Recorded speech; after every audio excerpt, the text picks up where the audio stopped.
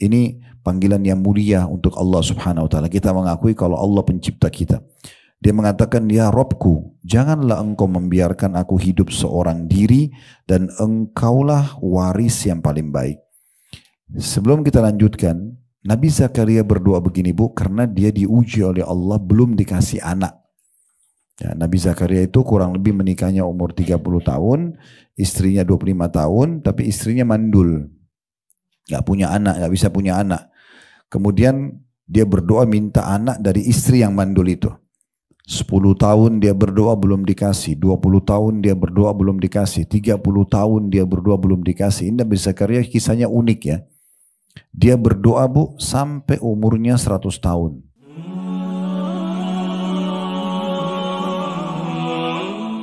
Assalamualaikum warahmatullahi wabarakatuh. Alhamdulillah. Selalu saja sebagai seorang muslim kita selalu bersyukur kepada Allah Subhanahu wa taala. Dan kalimat syukur adalah alhamdulillah. Bagaimana kita selalu bersyukur kepada Allah, berterima kasih kepadanya. Bermula dari kita dipilih dari sekian banyak sperma yang tertuangkan di rahim ibu kita. Kita dipilih menjadi manusia yang lahir. Dan akhirnya disiapkan semua fasilitas, oksigen, air, api, dan apa saja yang kita butuhkan untuk roda kehidupan ini. Dan kemudian kita juga dipandu dengan agama Islam, syariat, mana makanan, mana minuman, mana pakaian, mana pendapatan, dan mana pergaulan yang boleh dan tidak boleh. Dan semua itu akan membawa kita kepada panduan yang benar dan bahagia di dunia, serta mendapatkan balasan terbaik di akhirat sana. Maka ini nikmat yang sangat besar yang harus kita syukuri dan jaga. Dan Ibnu Qayyim rahimahullah berkata, termasuk syukur nikmat adalah kalau seseorang menggunakan apa yang sudah Allah berikan dari fasilitas ini di atas ketaatan kepadanya. Maka mari kita kembali kepada tujuan utama kita diciptakan, yaitu mengabdi dan beribadah kepada Allah. Kalau masih dikasih umur seperti hari ini, maka kita maksimalkan untuk menambah kantong-kantong amal soleh kita.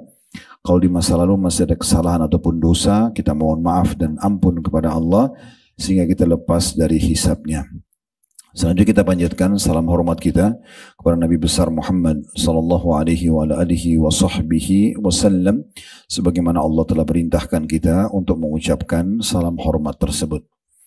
Baik, kita akan melanjutkan bedah buku kita seperti biasa bila Allah mudahkan agar doa dikabulkan dan berisikan sebab-sebab terkabul dan tertolaknya doa berdasarkan Al-Quran dan Sunnah yang ditulis oleh Dr. Sa'id bin Ali bin Wahf Al-Qahtani. Dan kita masih di pasal ketiga, yaitu tentang masalah syarat-syarat terkabulkannya doa dan hal-hal yang menghalangi doa atau dikabulkan doa tersebut. Kita sudah bahas syarat pertama, yaitu ikhlas kepada Allah Subhanahu wa taala. Karena kalau ibu tidak ikhlas, sedikit aja ada indikasi dunia karena ingin dipuji oleh orang, ya, atau hanya karena ingin mengejar jabatan, atau hanya karena bayaran, semua itu nanti akan jauh dari ikhlas dan tidak akan diterima doanya. Ya, seperti ada orang berdoa hanya karena dibayar misalnya, atau ada orang berdoa hanya karena supaya dipuji oleh orang lain, semua itu berarti bertolak belakang dengan ikhlas, dan sudah panjang lebar kita jelaskan dalil-dalilnya. Jadi semua ibadah ibu wajib hukumnya, bukan pilihan untuk ikhlas. Saya ingatkan kembali hadis Nabi SAW dalam bab jihad. Kata seorang sahabat, ya Rasulullah, bagaimana kalau saya ingin berperang karena Allah? Saya memang ingin mengejar pahalanya, ingin supaya mati syahid masuk surga, tapi diikuti dengan keinginan popularitas. Sedikit ada keinginan supaya dikatakan pahlawan, kesatria, dapat pahala enggak? Kata Nabi SAW, tidak ada. 3 kali orang itu tanya, 3 kali juga Nabi bilang tidak ada. Jadi jangan sampai justru ibadah-ibadah kita tertolak atau tidak akan memberatkan timbangan amal pada hari kiamat sehingga masuk surga hanya karena ingin pujian manusia. Dan sudah saya bahasakan, pujian manusia hanya sepanjang lidahnya. Kamu hebat, kamu alim, kamu soleh, apa yang kita dapat? Sama sekali. Pujian manusia tidak mengenyangkan perut kita, tidak menambah kita tambah pintar atau tambah kaya, tidak ada manfaatnya. Oleh karena itu kita harus memberhentikan secara totalitas mengejar pujian-pujian manusia ini. Itu sudah panjang lebar kita jelaskan dalilnya di syarat pertama diterimanya doa. Dan syarat kedua juga sudah kita jelaskan, yaitu mengikuti Rasulullah SAW dalam tata cara berdoanya. Jadi nggak boleh kita berdoa yang tidak diajarkan oleh Nabi SAW. Seperti banyak orang berdoa pada orang mati, kuburan yang dikeramatkan misalnya, atau dia bertawasul dengan orang-orang mati. Ya, sementara memang tidak diajarkan oleh Nabi SAW, atau minta kepada dewa-dewa, penjaga gua, apalah istilahnya gitu ya, atau bintang-bintang. Semua itu kesyirikan kepada Allah Subhanahu wa taala. Kemudian juga kita memaksimalkan waktu-waktu mustajab antara azan dan iqamah. Kemudian juga sepertiga malam kalau hujan lagi turun, ya, minta didoakan oleh kedua orang tua kalaupun masih hidup. Kalau ayah sudah meninggal, saudara-saudara ayah atau paman dari ayah itu pengganti ayah, dan saudari-saudari ibu itu dari ibu kalau ibu sudah meninggal. Nah, itu semua bisa kita jadikan sebagai salah satu upaya agar doa-doa kita juga dimudahkan dan diterima. Atau kita bertemu dengan orang-orang soleh dan soleha, kita mengatakan tolong doain saya, gitu ya. Itu juga dibolehkan selama mereka masih hidup. Itu juga sudah panjang lebar kita jelaskan semuanya. Kemudian syarat ketiga juga sudah kita jelaskan, yaitu percaya dan yakin dikabulkan oleh Allah. Salah satu sebab tertolaknya doa, kalau ibu berdoa, Allah kasih nggak ya? Allah dengar nggak ya? Itu nggak diterima. Harus penuh dengan keyakinan dalam hatinya, kalau Allah mendengar dan akan memberikan, bersangka baik. Yang penting ibu jangan minta sesuatu yang haram, ya. Minta sesuatu yang baik, maka Allah pasti akan berikan. Dan sudah kami sampaikan hadis Nabi SAW, tidak ada seorang pun muslim yang berdoa di muka bumi ini kecuali Allah kabulkan, hanya melalui salah dari tiga tahapan. Bisa diberikan langsung di saat itu, atau Allah hilangkan keburukan yang bisa menimpa dia, musibah misalnya, atau Allah simpankan dalam bentuk pahala yang dia panen pada hari kiamat nanti. Mungkin bahasan doa ini sederhana dan kita sudah sangat familiar dengan doa. Cuma permasalahannya, ini sudah kita singgung pada pertemuan yang lalu, sangat sedikit kita mau memaksimalkan doa ini. Padahal ini gratis.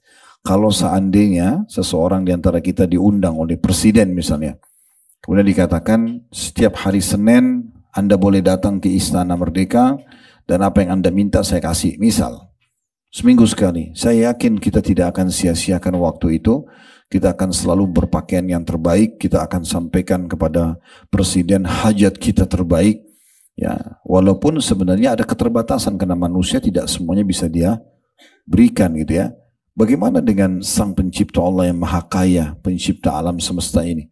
Kita kalau sedang merasakan nikmat, Bu, yang ciptakan kita Allah, yang ciptakan nikmat itu Allah, yang bisa memberikan tambahannya hanya Allah. Kesehatan, keturunan, kebahagiaan, keselamatan, dan seterusnya. Kalau kita lagi ada musibah, ada ujian, ada gangguan, yang ciptakan kita Allah, yang ciptakan ujian itu Allah, yang bisa memberikan keluar hanya Allah. Jadi kenapa kita tidak maksimalkan ini?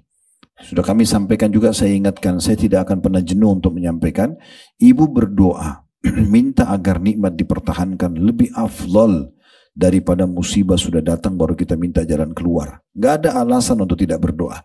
Ibu lagi sehat sekarang, ibu minta agar dipertahankan kesehatan tersebut.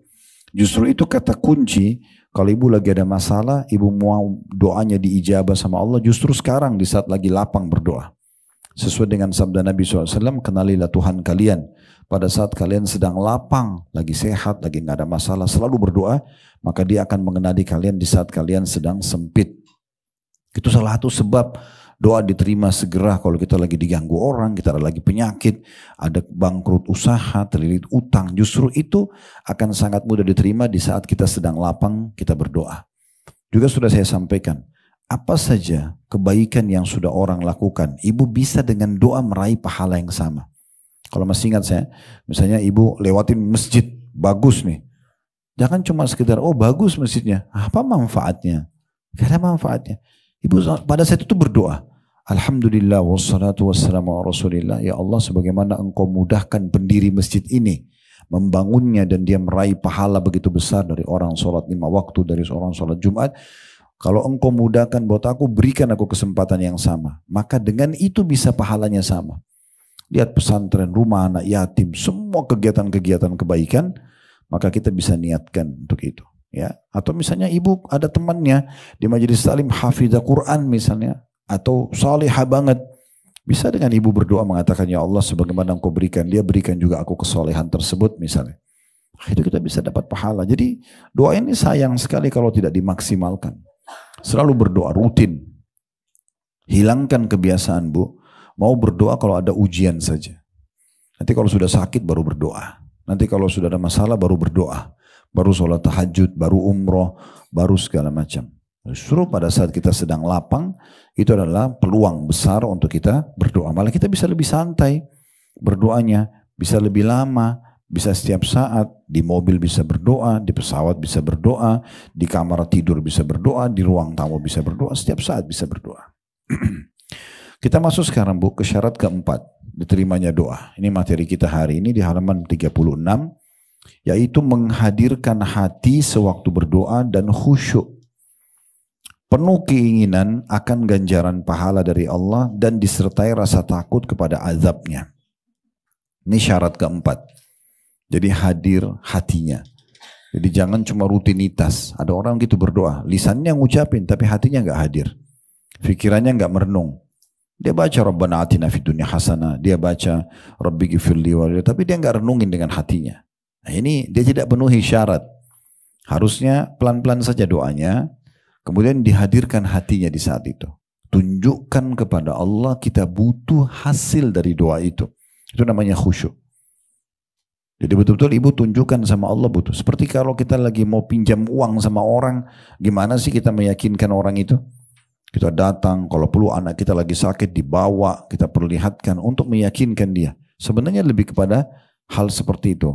Allah lebih pantas untuk kita hadirkan hati kita. Sama manusia saja Bu, kalau kita lagi ngobrol, tapi mata kita melihat ke sana sini, kita seperti tidak fokus dengan apa yang kita ucapkan, atau tegur sapa cuma basa-basi. Orang juga tidak nyaman. Orang kalau dari hati itu beda. Ibu-ibu juga tahu mungkin kalau masak ya, dua orang ibu masak nasi goreng yang sama, kalau satu tulus dari hatinya, dia nikmatin, dia betul-betul niat bagaimana dia memberikan yang terbaik buat suaminya, buat anaknya, buat tamunya. Itu beda rasanya. Padahal bumbunya sama, wajannya sama, jenis berasnya sama, tapi beda. Sesuatu yang dikerjakan dari hati itu beda. Menata rumah karena hati memberikan hadiah pada orang karena tulus dari hati itu beda sekali. Jadi memang kita harus konekkan dengan hati kita. Nah seperti itulah berdoa. Di sini dimudahkan oleh beliau dengan perkataan penuh keinginan akan ganjaran pahala dari Allah. Jadi ibu betul-betul cara hadirkan hatinya adalah berharap mengejar pahala dari doa itu. Karena doa itu kan ibadah Bu ya. Ibu lihat hasilnya atau belum lihat hasilnya tetap dicatat pahala. Dan itu. Dan juga disertai rasa takut kepada azabnya. Karena itu sudah kita jelaskan, Allah itu murka pada orang yang tidak mau berdoa. Kan gitu. Kata Nabi SAW dalam hadis riwayat Tirmidzi, man lam yadu'ullah yaghdab alaih. Siapa yang tidak berdoa sama Allah justru Allah marah padanya. Jadi kita takut malah ya. Kita punya rasa takut, itu diistilahkan dengan roja, berharap rahmat Allah, dan khauf, takut dari siksa Allah atau takut dari murka Allah karena kita tidak berdoa. Kita sudah sebutkan juga seorang penyair Arab yang mengatakan jangan kau minta sama manusia karena kalau kau minta padanya dia akan marah. Tapi mintalah kepada zat Allah yang kalau kau tidak minta justru dia marah. Ya, Allah justru marah kalau kita tidak manja, tidak minta. Apalagi datangnya cuma musiman. Pas ada masalah baru berdoa. Nah, ini agak unik ya. Nah di sini dikatakan atau diangkat dalil oleh penulis, Allah Subhanahu wa taala memuji Nabi Zakaria dan keluarganya. Di mana Allah berfirman di dalam surah Al-Anbiya ayat 89 sampai ayat 90. Yang bunyinya wa Zakaria idnada rabbahu rabbi la tadharni fardan wa anta khairul warithin. فاستجبنا له ووهبنا له يحيى وأصلحنا له زوجه إنهم كانوا يسارعون في الخيرات ويدعوننا رغبا ورهبا وكانوا لنا خاشعين. Perhatikan nanti jadi saksi bahasan kita ini sebenarnya akhir ayat ya. Tapi ini satu rangkaian, satu ayat di ayat atau dua ayat 89 dan 90. Terjemahannya dan ingatlah. Saya sudah bilang kalau ada tata kata ingat Bu dalam Al-Quran berarti pelajarilah. Ya. Karena kan kita nggak mungkin hadir di kehidupannya Nabi Zakaria kan gitu. Tapi diingatlah, artinya pelajarilah. Dan ingatlah kisah Zakaria, tak kala ia menyeru Rabbnya, berdoa.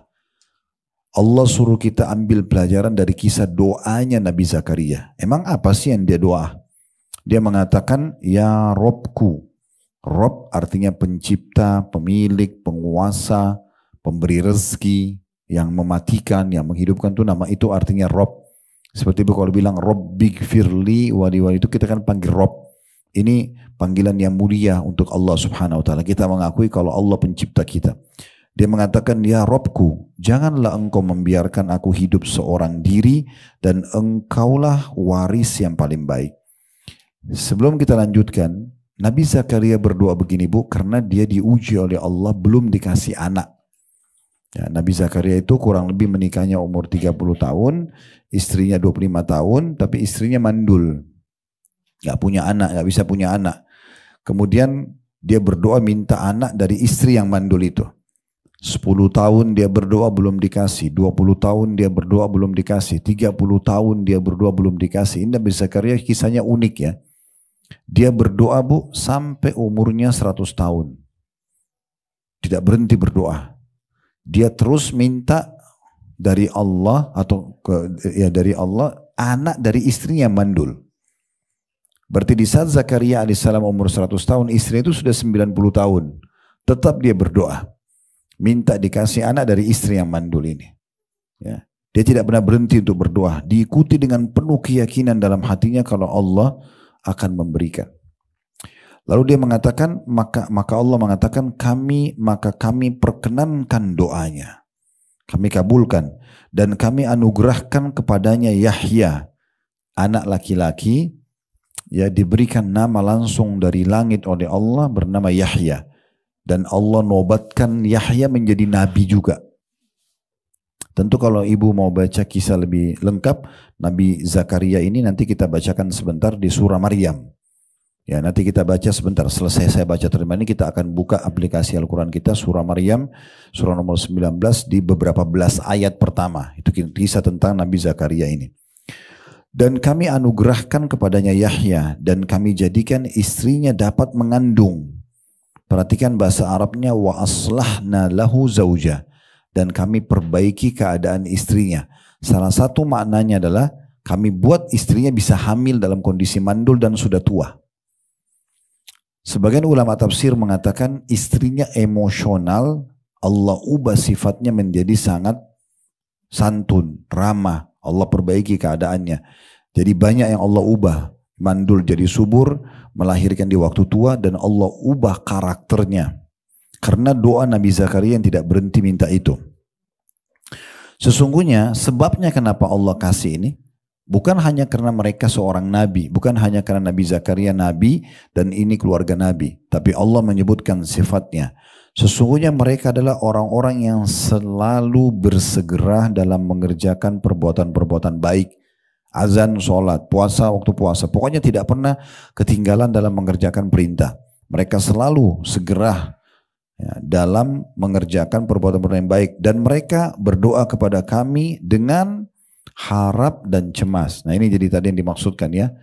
Dia berharap Allah terima doanya, sambil satu sisi dia cemas jangan sampai Allah tolak. Sehingga berada di dua sifat ini, atau dua karakter ini, kita jadi selalu berjaga-jaga.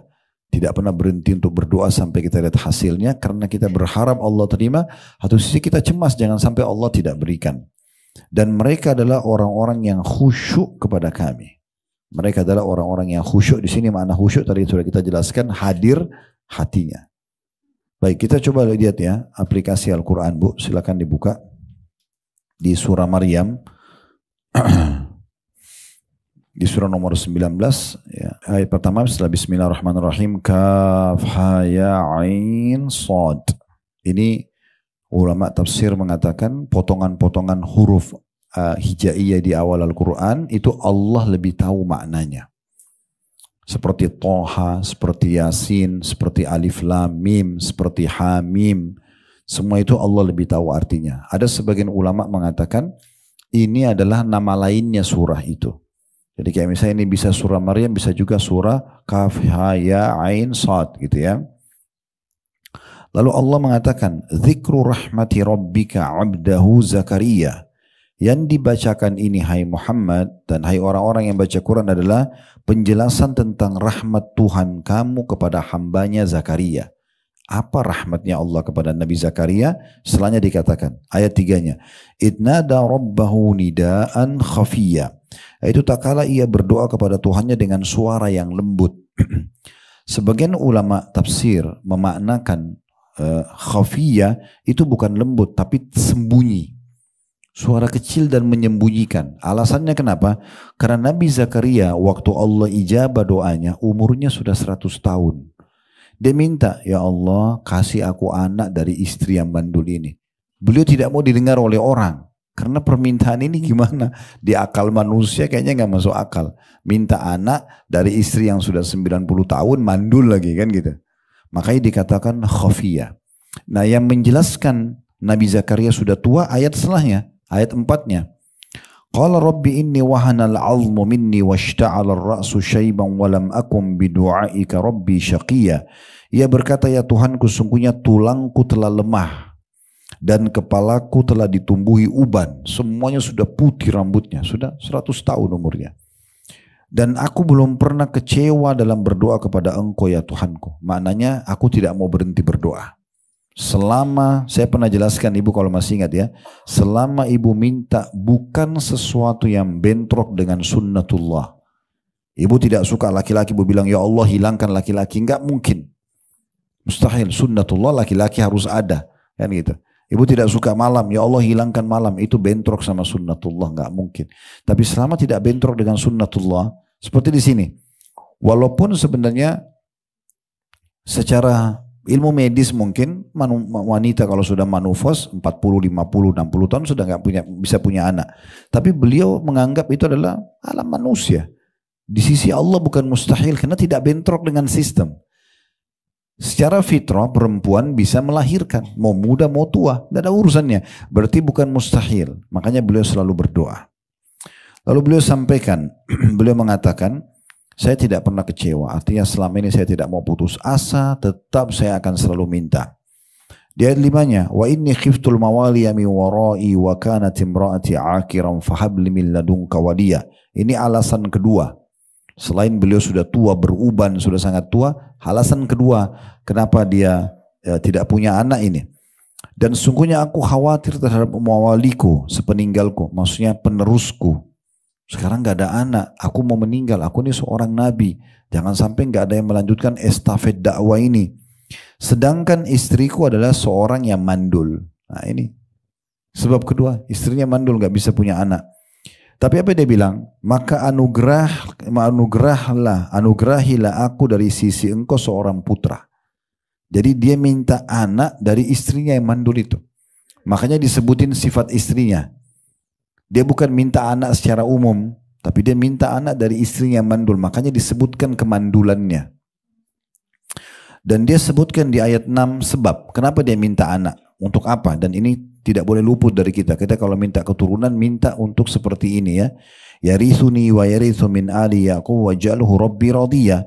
Tujuannya agar dia bisa mewarisiku dan mewarisi sebagian keluarga Yakub. Maksudnya ilmu agama. Bukan harta. Karena yang termahal yang kita wariskan kepada anak-anak kita ilmu, bukan harta. Ibu kalau bekali anak-anak dengan ilmu, udah nanti dia datang sendiri rezekinya itu. Kan itu. Jangan kita sibuk memakaikan baju baru, handphone baru, tapi kita lupa kosong ilmu. Jasadnya kita hiasi, tapi ruhnya gentong kosong. Ya. Jadi makanannya jasad kita sudah tahu. Nasi, ayam, buah, kita minum air itu untuk jasad. Kalau ruh itu ilmu. Ibu dan bapak duduk begini, itu sedang memberikan makan ruh kita. Jadi ruhnya, kalau ruh itu kuat, biar fisiknya biasa, itu akan kuat. Tapi kalau ruhnya lemah, biar fisiknya kekar, tetap akan lemah. Mudah sedih, mudah putus asa, karena ruhnya lemah. Ya. Ibu kalau baca tentang, dan bapak sekalian maaf, saya baru lihat bahwa bapak bergabung ya. Jadi kalau baca tentang riwayat fisiknya Abu Bakar itu radhiyallahu anhu, yang kata Nabi SAW, kalau imannya Abu Bakar ditimbang di satu timbangan, imannya semua umat ini, semua umat, semua sahabat, semua tabi'in, semua tabi'in, semua yang sudah meninggal, semua yang masih sementara hidup kayak kita sekarang, yang akan lahir nanti sampai akhir zaman. Semua umat ini, miliaran orang ditimbang imannya, ditimbang sebelah, Abu Bakar tetap lebih berat. Ini bukan perbandingan 1 lawan 1, enggak, bukan 1 lawan 10. Satu Abu Bakar, semua umat ini, kita semua ditimbang imannya, Abu Bakar tetap lebih berat. Imannya luar biasa. Tahu Abu Bakar itu fisiknya, disebutkan riwayat kurus. Kalau ditiup angin kedorong fisiknya. Tapi ruhnya kuat sekali. Dan itu ruhnya sangat kuat, padat dengan ilmu dan iman. Orang seperti ini tegar dalam menghadapi kehidupan. Nah, seperti itulah ya.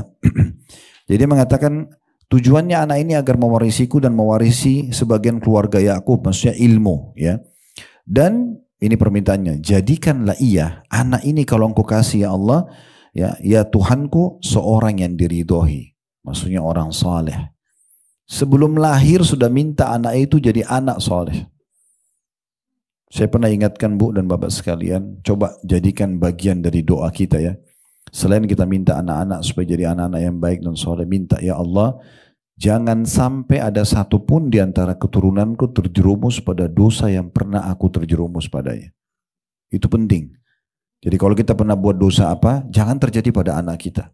Minta kepada Allah SWT. Buat mereka sebagai penutup kesalahan kita.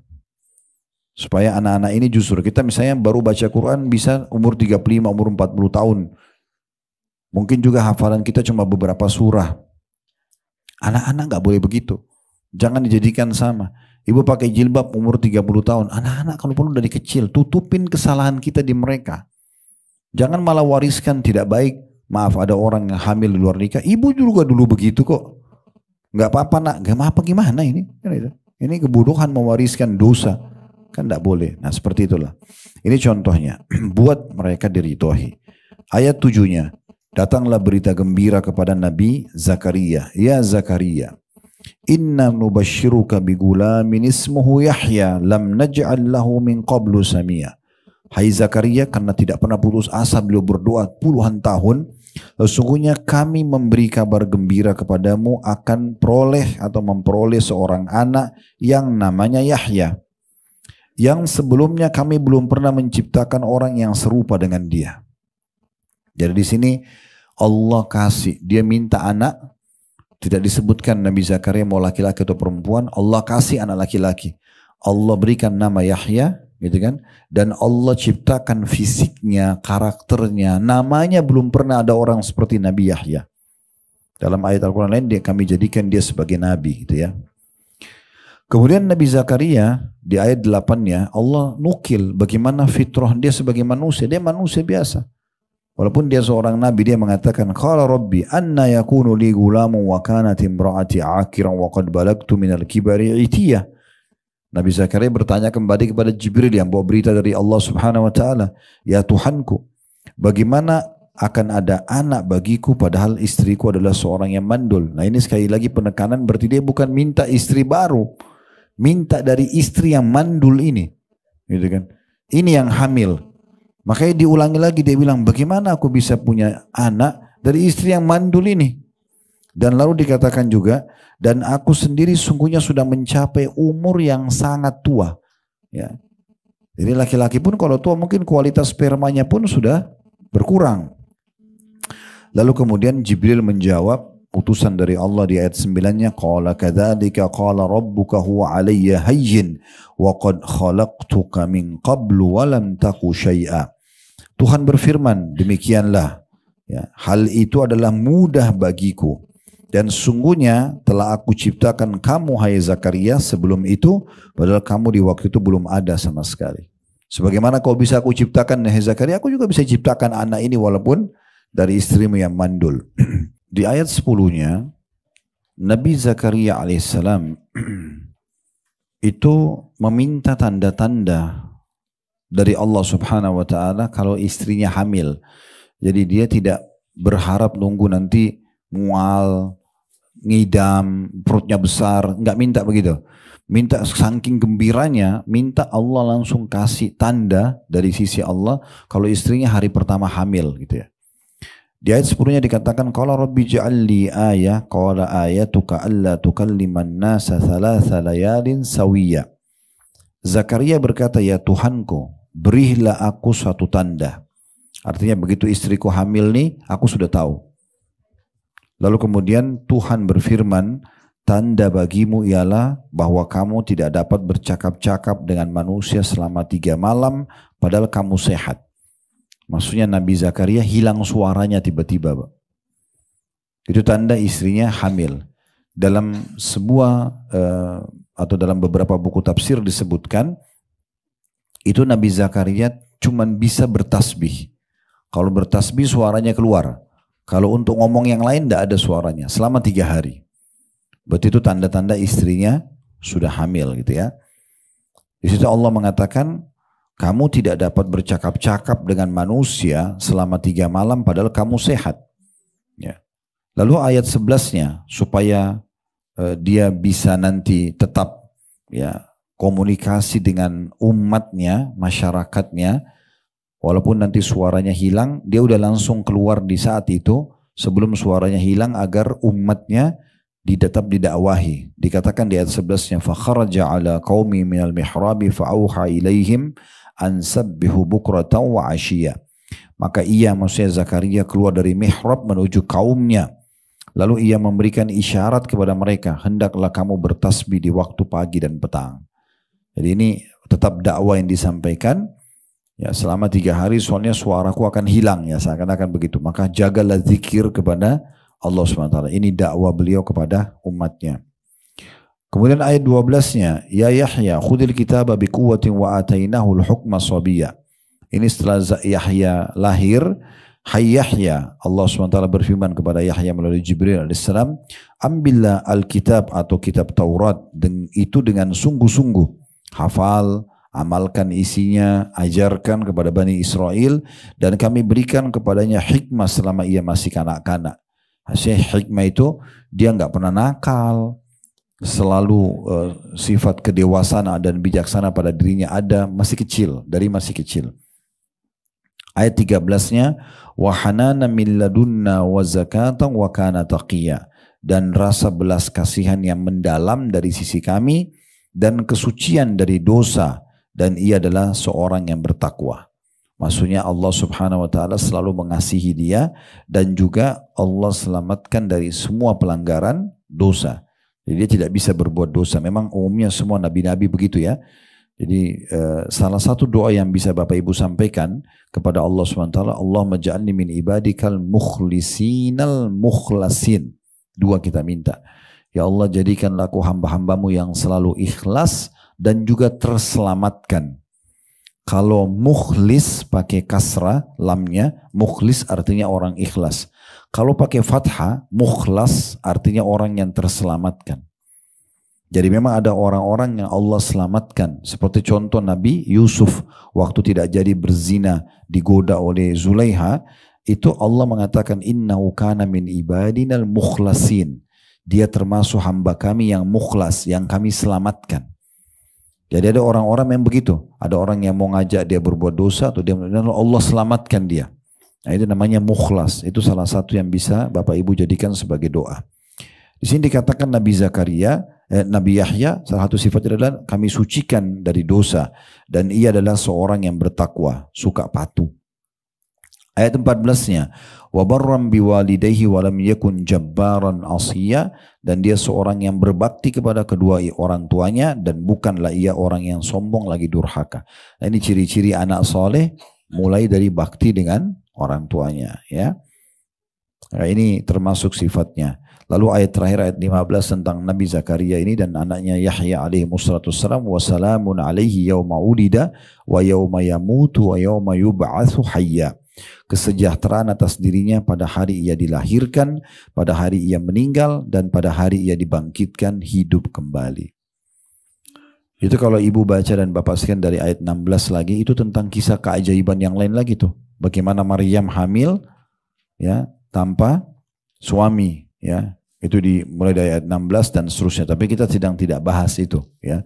Karena saksi bahasan kita diangkat oleh penulis kita kisah tentang Nabi Zakaria. Tapi saya sarankan ibu nanti melanjutkan. Nah, mulai dari ayat 16 inilah sebab disebutkan surah 19 dengan surah Maryam karena kisah ini. Bagaimana Maryam alaihissalam. Maryam itu cirinya nggak pernah tinggalin mihrab. Di mihrab terus seharian. Kecuali darurat. Jadi dia jarang sekali kelihatan keluar dari rumah. Jadi kalau dia keluar itu jadi pandangan sorotan orang-orang. Maryam ini ayahnya bernama Imran. Ibu tahu dan bapak sekalian surah nomor 3 dalam Al-Quran surah Al-Imran. Nah itu ayahnya Maryam. Al artinya keluarga, Al-Imran. Nah Maryam ini Imran ini orang saleh. Lahir dari keturunan dia Maryam, wanita salehah. Nah karena sucinya Maryam ini sampai Allah tiupkan ruh di rahimnya Isa alaihissalam tanpa disentuh oleh laki-laki. Karena memang salah satu cirinya beliau tidak pernah sama sekali interaksi dengan lawan jenis. Itu cirinya Maryam. Sehingga Allah sucikan dia. Nah ini kisah bagaimana dia ketemu dengan malaikat Jibril. Bagaimana Jibril menjelma jadi manusia dan kemudian mengatakan akan meniupkan ruh di rahimnya. Lalu terjadilah dialog, dia mengatakan bagaimana bisa saya hamil sementara saya tidak disentuh oleh laki-laki. Dan seterusnya sampai akhirnya Jibril mengatakan itu sangat mudah dari Allah. Maka Allah tiupkan lalu dia proses hamil. Bagaimana pada saat perutnya sudah besar dia menuju ke Jericho ya. Di salah satu kota di Palestina. Biasanya kalau kita umroh plus Aqsa itu biasa ke kota itu. Itu terkenal dengan buah-buah kurmanya. Karena memang Allah suruh Maryam diceritakan dalam sini sandar di bawah sebuah pohon kurma. Lalu dia menyentuhnya maka jatuhlah rutab kurma basah yang dia konsumsi. Dan ini sebagian ulama tafsir mengatakan buah yang paling baik untuk ibu hamil kurma basah. Termasuk memudahkan melahirkan. Ternyata itu memang dipraktikin oleh banyak jemaah kita yang sudah ikut pengajian. Itu di saat konsumsi kurma basah atau rutab itu, apalagi menjelang melahirkan cepat sekali pembukaannya. Nah itu Maryam alaihissalam disebutkan di sini makan itu. Ya. Kemudian setelah itu dia bawa bayinya ke kaumnya bilang ini dari mana anak ini Maryam? Ya. Sementara kamu, ayahmu orang baik-baik, maksudnya Imran, dan ibumu juga orang baik-baik. Lalu dia tunjuk bayi itu, lalu Nabi Isa mulai berbicara dalam buaian. Nah ini terus saja kisah Nabi Isa alaihissalam itu berlanjut sampai di ayat, tepatnya di ayat 39, ayat 40, ya. Di situ kisah Nabi. Dan setelahnya datang lagi kisah Nabi Ibrahim alaihissalam dalam surah Maryam itu. Di ayat 41. Setelahnya datang kisah Nabi Musa. Setelahnya datang kisah Nabi Ismail. Setelahnya datang kisah Nabi Idris. Itu kisah-kisah Nabi-Nabi ada disebutkan di dalam surah Maryam ini. Baik, saksi bahasan kita tentang Nabi Zakaria alaihissalam. Dan kalau Bapak Ibu mau lebih jauh, bisa dengarkan ceramah kami di playlist YouTube. Judulnya Dahsyatnya Doa. Lebih panjang lebar saya jelaskan tentang Nabi Zakaria alaihissalam dan kedepannya insya Allah kita sudah memulai tablik akbar tentang serial sahabat. Nanti di pekan kedua, Sabtu kedua Desember kita akan masuk ke kisah Nabi Adam. Kisah Nabi pertama nanti di Blok M. Antara duhur ke asar insya Allah. Baik kita masuk selanjutnya di paragraf setelah terjemahan ayat surah Al-Anbiya 89-90 kata penulis. Merupakan keharusan bagi seorang muslim di dalam berdoa untuk menghadirkan hati. Dan ia merupakan syarat terpenting terkabulkan doa sebagaimana pendapat Ibnu Rajab rahimahullah dalam Musnad Imam At-Tirmidzi Abu Hurairah ya, meriwayatkan bahwa Rasulullah SAW ud'u Allah wa antum muqinuna bil ijabah wa'lamu anna Allah la yastajibu du'a'un min qalbin ghafilin lahin. Berdoalah kamu kepada Allah sedang kamu yakin akan dikabulkan doa tersebut. Dan ketahuilah bahwa Allah tidak akan mengabulkan doa dari hati yang lalai dan tidak serius. Ya. Jadi kalau ibu hanya asal-asalan Bapak Ibu sekalian berdoa, tidak diterima sama Allah SWT. Ini syarat harus hadir. Nah salah satu syarat hadir tadi adalah kita berharap pahalanya dan takut akan ditolak oleh Allah Subhanahu wa ta'ala. Lalu selanjutnya dikatakan sungguh Allah telah memerintahkan kepada orang yang berdoa untuk menghadirkan hati dan merendahkan diri sewaktu berzikir dan berdoa. Sebagaimana Allah sebutkan dalam surah Al-A'raf, surah nomor 7 ayat 205. وَاذْكُرْ رَبَّكَ فِي نَفْسِكَ تَضَرُّعًا وَخِيفَةً وَدُونَ الْجَهْرِ مِنَ الْقَوْلِ بِالْغُدُوِّ وَالْآصَالِ وَلَا تَكُنْ مِنَ الْغَافِلِينَ. Dan sebutlah nama Rabbmu dalam hatimu dengan merendahkan diri dan rasa takut. Jadi tidak boleh kita bersombong, kita harus menyombongkan diri, kita harus merendah di hadapan Allah, menunjukkan kalau kita butuh dengan doa itu, dan juga rasa takut ditolak, ya, rasa takut tidak diterima. Kita kalau sholat, kita kalau puasa, kita kalau haji, ada rasa takut ibu nggak diterima, itu akan kita jaga maksimal, ya, seperti itulah. Dan juga ini poin penting, dengan tidak mengeraskan suara di waktu pagi dan petang, berdoa, berzikir, nggak usah teriak-teriak, ya, mengganggu orang lain misalnya, ya, cukup kita berdoa sendiri, ya, boleh kita keluarin suara tapi sebatas ya kita dengar, atau kebetulan memang kalau kita memandu orang berdoa, ya mungkin kita harus kayak saya nanti misalnya ditutup penutupan materi, biasanya kita berdoa misalnya, nah itu kita kerain suara karena orang mesti dengar gitu. Tapi kalau kita berdoa sendiri sengaja pakai mikrofon ganggu orang semuanya, ini dilarang dalam ayat ini tuh. Dan tidak mengeraskan suara di waktu pagi dan petang, dan janganlah kamu termasuk orang-orang yang lalai, maksudnya meninggalkan zikir dan doa. Nah itu syarat yang keempat tentang masalah menghadirkan hati sewaktu berdoa.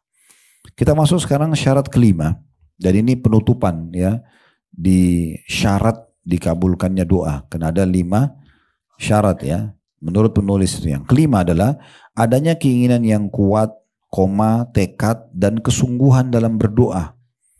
Seorang muslim apabila memohon kepada Allah subhanahu wa ta'ala, hendaklah ia pastikan permohonan tersebut diiringi dengan keinginan yang kuat, menunjukkan kepada Allah kalau saya butuh, ya.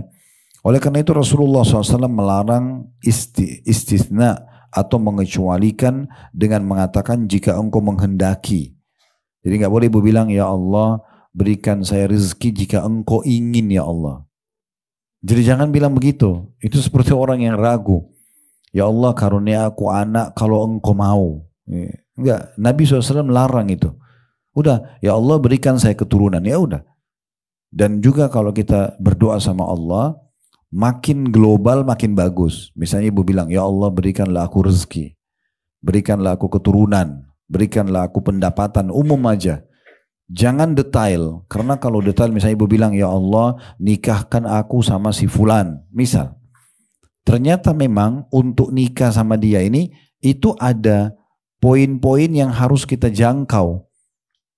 Kalau misalnya itu belum bisa, maka tidak akan bisa. Misalnya, atau orang itu dia akan meninggal 2 hari lagi. Misal, ajalnya datang.